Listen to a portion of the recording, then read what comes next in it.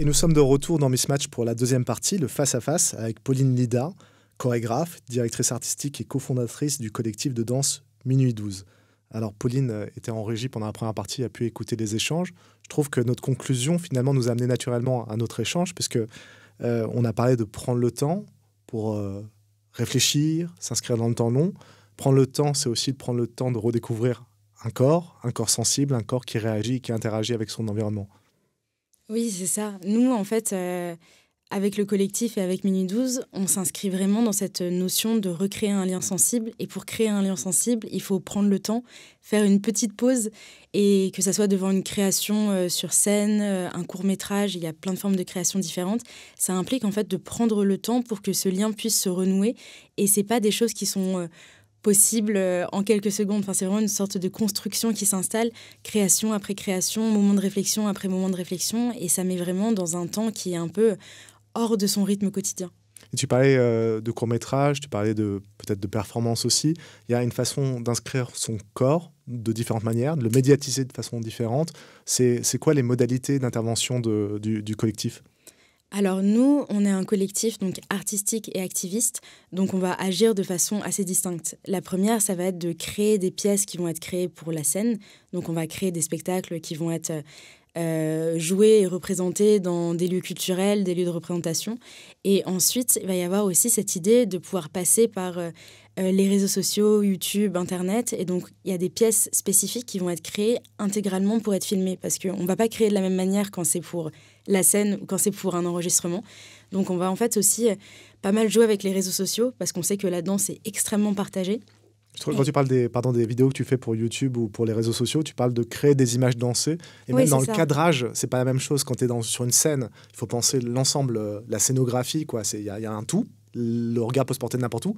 Mais pour le spectateur qui regarde sur YouTube, il faut lui indiquer où regarder, quoi. En fait, d'une certaine façon, on va travailler sur ce regard-là parce que quand on regarde une pièce, le regard peut aller partout. On peut saisir des détails, on peut saisir des expressions, des mouvements. Mais quand en fait on va filmer, ce regard va plus ou moins être orienté par le mouvement de la caméra. Donc on ne va pas créer de la même façon parce que sinon l'émotion ne passerait pas également de la même façon. Quand on a des captations de spectacle, l'idée c'est de faire un plan fixe et de capter une représentation. On va avoir l'essence du spectacle, mais l'émotion ne sera jamais la même que sur scène. Donc quand on travaille pour que ça soit filmé, que ça soit un court-métrage qui va être diffusé ensuite, l'idée c'est de créer une émotion propre qui n'est pas une copie de ce qui pourrait se faire en live, mais qui est spécifiquement fait pour cette voie de transmission-là. Et comment ça se passe, le processus de création ? Je crois que vous êtes 3, donc il y a un travail d'élaboration commune des spectacles. Je pense que c'est le point central du collectif et ça donne même le nom de collectif, c'est qu'on est 3, donc avec Jade Verda, Justine Sen et moi-même. Et c'est vraiment un processus de création à 3 têtes. Donc le débat est extrêmement présent parce que le but, c'est de réussir à créer des images qui en fait portent nos idées à toutes les 3, mais pourront en fait porter les idées d'autres personnes, de spectateurs, de personnes qui vont venir visionner aussi les vidéos. Quand on fait quelque chose, parfois avec juste ses propres idées en tête, il y a des chances que ça puisse toucher qu'un type de public particulier. Et nous, en fait, par la danse, ça a été un petit peu notre premier point d'intention toutes les 3, c'est que quand on parlait de climat, d'écologie, on trouvait parfois des spectacles par-ci par-là qui pouvaient être des très belles créations, mais qui parfois étaient des créations ponctuelles de compagnie ou, par leur composition, aller s'adresser à un type de public.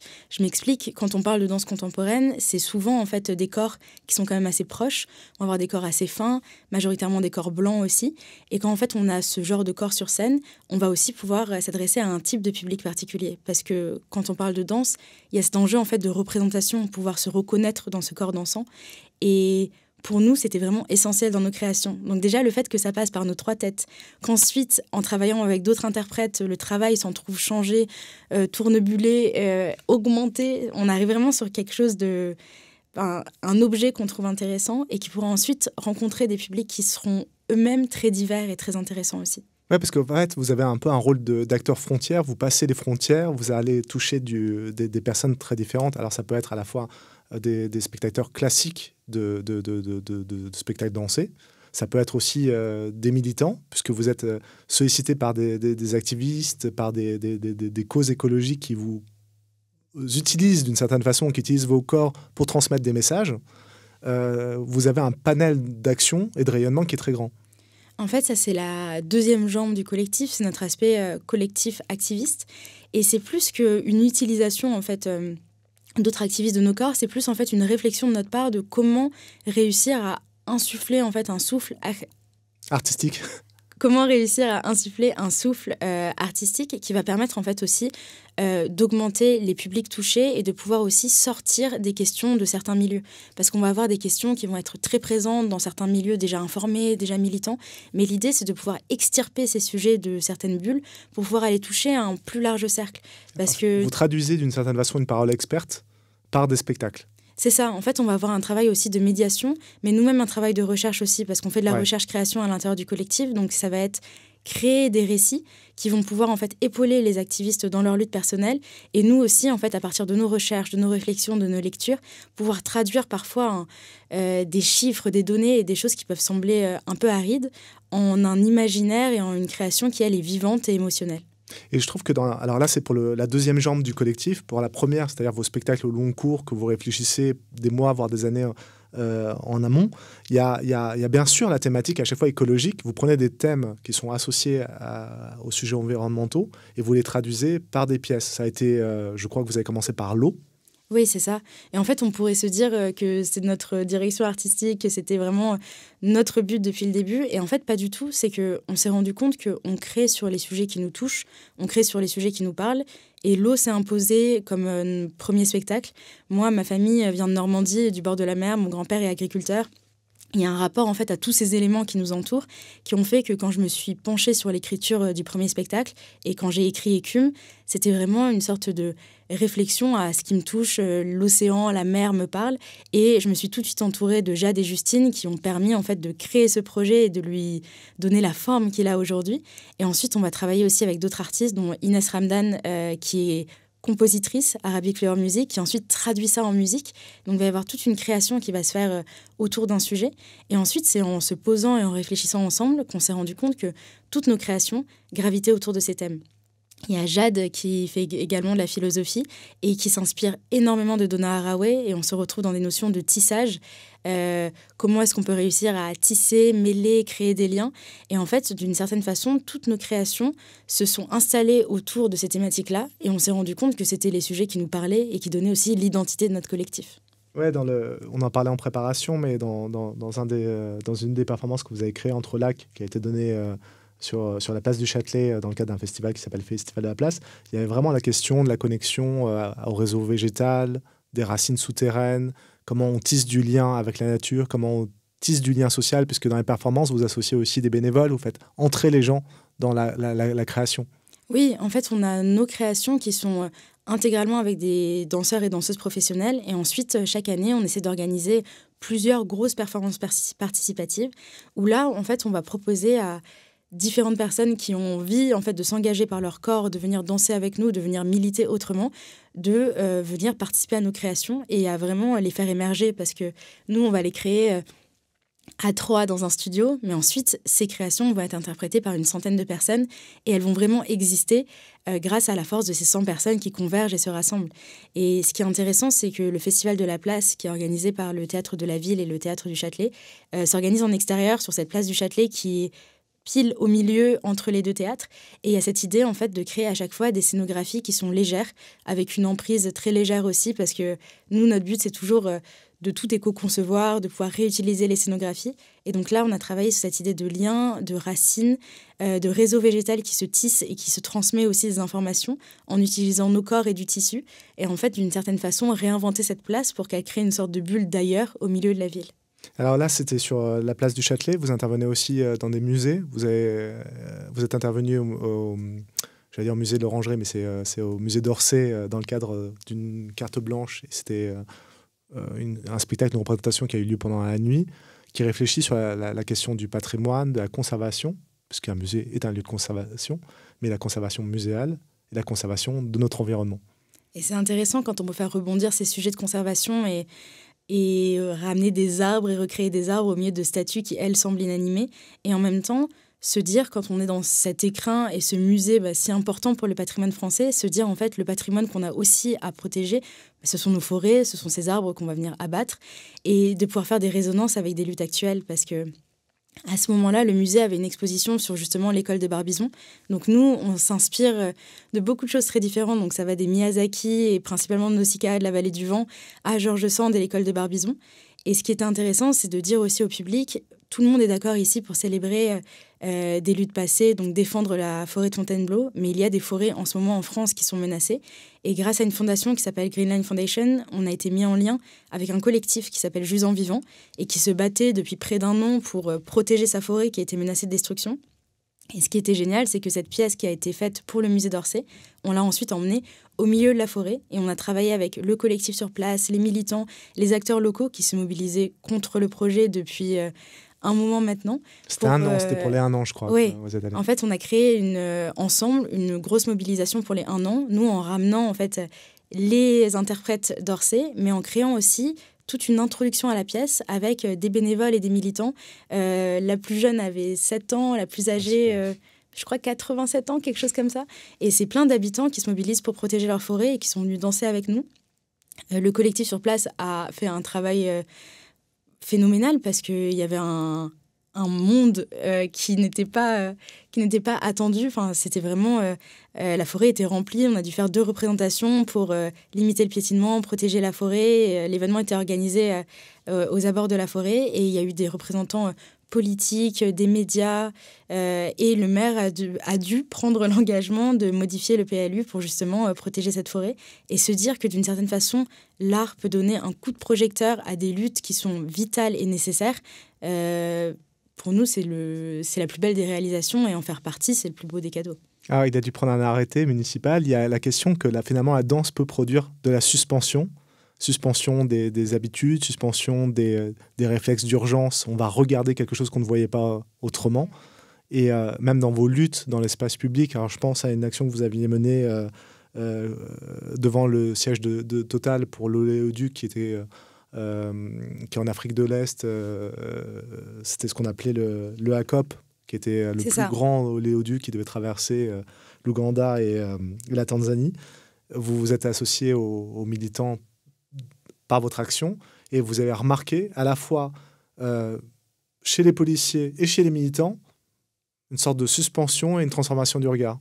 En fait, que ça soit cette fois-ci devant le siège de Total ou une autre fois où on est venu danser au blocage de l'AG de Total. Ah oui, c'est 2 événements différents. C'est 2 événements différents, mais qui au final font appel aux mêmes sensations et à cette même idée de bulle. Il y a une sorte en fait d'arrêt du temps.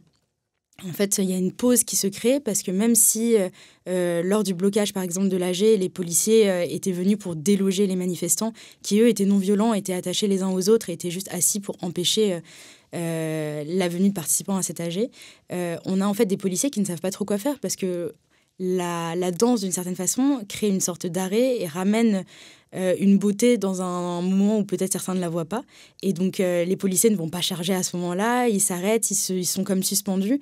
Et de l'autre côté, ça donne aussi de l'énergie aux militants parce que nous, on sait qu'on n'a pas réinventé l'eau chaude. Nous, on est là pour militer d'une autre façon. Il existe 1001 façons de militer.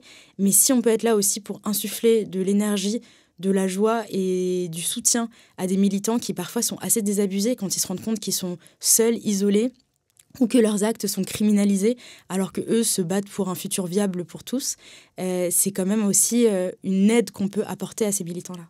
J'aime beaucoup cette idée d'arrêt du temps. C'est quelque chose de difficile à obtenir dans une société où les sollicitations sont partout, tout le temps. Arriver à produire cet arrêt, c'est assez magique. Oui, et en plus, d'une certaine façon, quand on rentre dans un théâtre, par exemple, pour voir une représentation, c'est un peu un des seuls moments où on demande au public « éteignez vos portables, s'il vous plaît, mettez-les dans votre poche ». Et si on ne fait pas cette annonce-là, tout le monde a toujours ses portables à la main, est toujours connecté d'une certaine façon à son quotidien, ses choses à faire, les messages auxquels on doit répondre. Et quand on va voir... c'est la même chose aussi avec un film au cinéma. Quand on va voir un film, quand on va voir une représentation, c'est un moment où ça demande une sorte d'attention totale. Et c'est cette attention qui passe par le regard, mais aussi par... l'écoute. Il y a différents sens qui s'activent en fonction de ce qu'on ressent. Et c'est dans ce genre de moment qu'on va pouvoir en fait être plus perméable à différentes idées. Et je dis pas qu'on va réussir à endoctriner des gens, mais peut-être qu'à la sortie, on va juste se poser des questions. Y a ça qui m'a intrigué, il y a ça qui m'a touché, il y a ce petit détail qui m'a parlé. Et c'est dans ces moments d'arrêt-là qu'il peut vraiment émerger. Là, il y a le plaisir qu'on peut avoir, j'imagine, à se produire sur une scène où justement les gens viennent, on est plongé dans le noir, les téléphones sont coupés. Il y a aussi, j'imagine, un plaisir spécifique à se produire dans la rue. Et l'attention qu'on a est différente, forcément. Il y a des passants, il y a la circulation. Complètement, parce que dans la rue, il y a pas ce cadre qui va pousser justement à se mettre en arrêt. Il va falloir, en fait, nous, d'une certaine façon, le créer et l'installer. Et dans la rue, ça surprend aussi. Et on organise la Magma, qui est une grande manifestation pour le climat et la justice sociale. On a organisé 2 éditions pour le moment. Et c'est la première fois, en fait, que art et climat se rassemblaient dans une grande manifestation urbaine, parce que c'est une sorte de déambulation dans les rues de Paris. Et à chaque arrêt, il y a des performances artistiques différentes. Donc on fait une programmation avec des artistes qui sont engagés ou non, parce que l'idée, c'est aussi de pouvoir rassembler des artistes sur ces thématiques-là et pouvoir faire gonfler ce mouvement qui lie art et climat. Et quand on déambule dans les rues de Paris, il y a des personnes qui sont au courant et qui veulent participer à cet événement, et d'autres, en fait, qui ne savent pas ce que c'est et qui n'ont pas prévu d'être là. Mais ça fait tellement une sorte d'irruption de l'art dans leur quotidien, et d'une façon assez surprenante, parce que la surprise joue aussi son rôle dans cet événement-là, que peu à peu, en fait, le cortège grossit. Ouais. Parce qu'énormément de personnes, en fait, rejoignent, entendent la musique, c'est ponctué de discours qui parlent justement de climat, de justice sociale et de pourquoi on fait ça. Et en fait, on va avoir de plus en plus de personnes qui vont rejoindre le cortège jusqu'à arriver... on a fini au niveau de l'hôtel de ville l'année dernière, et vraiment, on regardait le cortège et on voyait la rue de Rivoli et on ne voyait pas la fin du cortège. Et cette idée de se dire que des gens nous rejoignent ce mouvement, et savent en fait que c'est militant, parce que c'est répété, on explique pourquoi est-ce qu'on fait ça.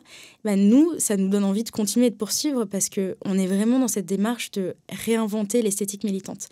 Il y a cette idée un peu ancienne d'un manifestant pour le climat ou l'écologie. C'est un manifestant qui va être blanc, plutôt CSC+. Peut-être qu'il aura une pancarte avec une otarie ou un phoque dessiné dessus, et il est tout seul. Et c'est complètement déconnecté de nos sujets quotidiens. Et ça, c'est vraiment la caricature plus, mais c'est l'idée que de nombreuses personnes ont encore. Et nous, l'idée, ça va être vraiment de se dire, c'est pas ça en fait militer. Il y a 1000 façons de militer. C'est un mouvement qui peut être joyeux, coloré, qui peut aussi rassembler nos peines, mais en faire quelque chose qui est un moteur pour avancer ensemble. C'est différentes couleurs de peau, c'est différentes origines, c'est différentes tranches d'âge. Et nous, c'est vraiment un point central quand on fait nos performances participatives, c'est qu'on veut que ça puisse refléter la population, que ça puisse refléter notre futur commun et pas juste une frange de la population. Et ces événements qui se font dans la rue et en déambulation, c'est une façon de rassembler des populations encore plus diverses. Et là, pour le moment, on l'a fait dans Paris par confort, parce que c'est là où on est basé, et on sait très bien qu'en faisant cet événement à Paris, on a aussi des Parisiens, des gens qui sont du coin. Mais l'idée, ça va être aussi de pouvoir délocaliser les magmas, parce que ça s'appelle la magma, pour justement pouvoir le faire dans d'autres lieux, dans d'autres villes ou villages, pour pouvoir s'adresser à des publics encore plus larges. Quel sens ça a pour toi, l'idée du collectif par rapport à l'artiste créateur seul dans sa chambre? Ça peut sembler cliché, mais je pense vraiment que sans le collectif, tous les projets qu'on a fait avec Minuit 12 n'existeraient pas. Enfin, Jade, de son côté, fait de très belles choses. Justine fait aussi des choses super. Moi, j'estime peut-être faire des choses intéressantes par-ci, par-là, mais aucune de nos créations n'a de force et n'a la même force que quand on est ensemble. Parce que c'est cette idée, en fait, de pouvoir toucher des gens. Et peut-être qu'on va faire des choses individuellement qui vont être très belles ou très intéressantes, mais on ne va pas avoir aussi cet enrichissement, ce contradictoire et cette capacité à aller, en fait, toucher des publics qui ne nous ressemblent pas. Et en fait, en travaillant avec des artistes qu'on estime, mais qui n'ont pas le même avis sur tout et qui n'ont pas la même patte, parce qu'à l'intérieur du collectif, on est aussi très complémentaires. Parce que moi, je suis aussi photographe, j'ai des plasticiennes, on a des scénographes, on a des compositeurs. On sait en fait qu'on n'est pas expert sur tous les sujets, et qu'en fait, on doit faire appel à d'autres pour que le projet puisse naître et émerger. Et maintenant, on se rend compte que même quand on veut lancer des projets personnels, en fait, on va lancer une idée et on va se dire, je vais appeler telle personne, je vais m'entourer de telle personne, je veux l'avis d'un tel. Et en fait, c'est vraiment cette agrégation qui permet de faire des projets qui ensuite vont nous rendre fiers collectivement. Il y a quelque chose dont on n'a pas parlé dans la première partie parce qu'on n'a pas eu le temps, mais il y a tout ce qui est la culture du compromis, c'est-à-dire de faire se rencontrer des points de vue différents. On a l'impression que concrètement, un collectif, c'est d'arriver à articuler des gens qui viennent d'univers très différents, très singuliers, des expertises, des chercheurs, des artistes de champs disciplinaires différents, et arriver à concevoir quelque chose. Et on en revient peut-être à l'idée qu'avait Fabien, c'est transformer un coût en puissance, quoi. Une contrainte, au départ, on en fabrique une puissance, c'est quelque chose qui sublime l'action individuelle. C'est toute une cité en fait qui se rassemble. On a des avis contradictoires, on a des compromis qui parfois sont pas faciles à gérer. Et justement, je vais pas faire comme si créer collectivement c'était facile et une joie au quotidien. Il y a des moments où il y a des vrais désaccords, mais c'est de ces désaccords et ces points de crispation que vont naître des choses qui sont intéressantes aussi. Et en même temps, quand on danse et quand on travaille avec son corps, c'est éminemment politique et donc le débat est nécessaire.